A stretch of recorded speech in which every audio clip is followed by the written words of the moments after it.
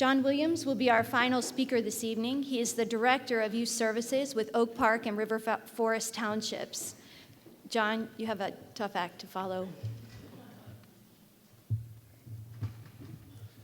Oh, thanks.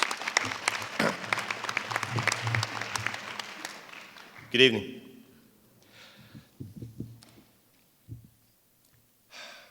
If you're a parent in the room, just let me know. Put your voice in the room, okay? If you're a parent in the room, say yes. Yes.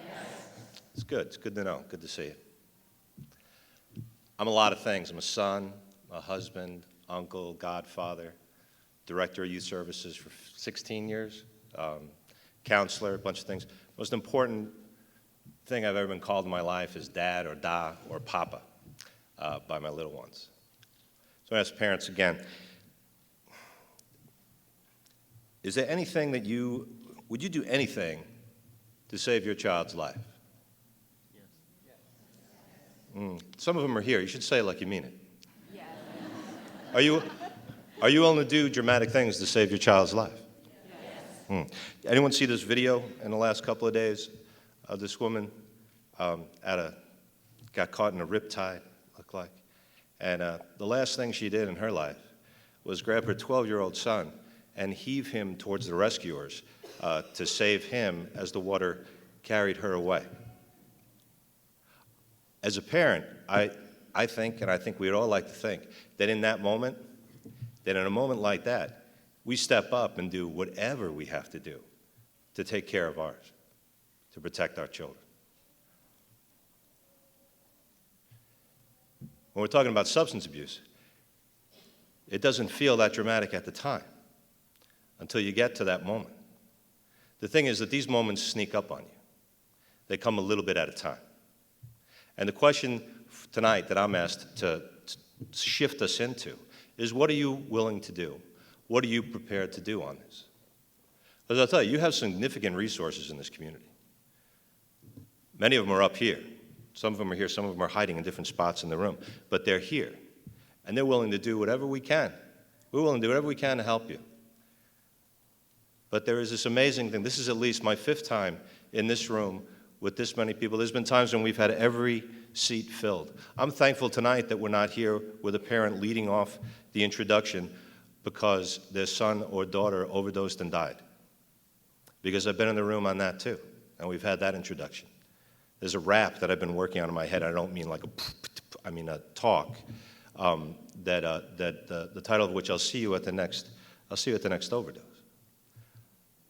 I'm glad to see you here before there's another overdose death that needs to bring us together. Attila sat at the front end, and he didn't wear a tie tonight, and I get more, because I usually don't, and I wore one tonight. The thing of it is, I usually find myself putting on a tie when I'm asking people to do something. Okay. And parents, I'm asking you to, boy, I don't know how to say this in a nicer way, so I'm just going to say, I'm going to ask you to grow a pair. All right? Because there are things that you need to do in your house. Because ground zero in terms of where kids use in this community, the number one place where kids use is somebody else's house, one of your friends' house. The next place is your house. The other place is in a vehicle. Been following this other child up on the North Shore, I think it was. Heard a friend got bailed out, and I was told on the 6 o'clock news that her parents just got arrested because apparently the place where she was able to access weed was from her parents. I got to tell you, that's not a rare thing here. And many of you in this room know that. I have a conversation with you, some of you in this room, but you parents in these two communities for 20 years, going on 21 years. We ask our kids to do things that we don't have the guts to do. We ask them not to get into a car with somebody who's drunk or high, and we do. Or we ask them to get in the car with us when we're drunk or high. What are you prepared to do? Because I'll tell you, you got to start doing something different, because what we're doing now, it ain't working. Anybody grow up in a home or live in an area where there's wooden steps? What happens over time with wooden steps is they start to break down. And what happens with the people who live in the house is they hear the squeak and they start stepping on a different part of the step. And then eventually they get to the point where they know to avoid all those squishy, weak spots, and they go right on where the nail is, where the support is under there. Then what happens eventually, there's some kind of a party, and Uncle Jimmy comes over, and he's going about 250, and he, like a normal person, steps right on the middle of the stair, and the thing cracks and breaks through, and there's a whole big crisis. We got to fix the step. And everybody in the house, we didn't know anything was wrong with the step. We use it every day. It's not a big deal, because you change these things subtly, a little bit at a time.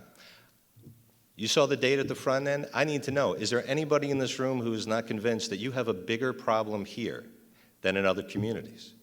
Do you understand that? That's one of those times where you say yes or no. You understand? Yes. If you don't, meet me out back, all right? Because we need to have a more serious talk. You need to understand, this is different. Heed the wake-up call.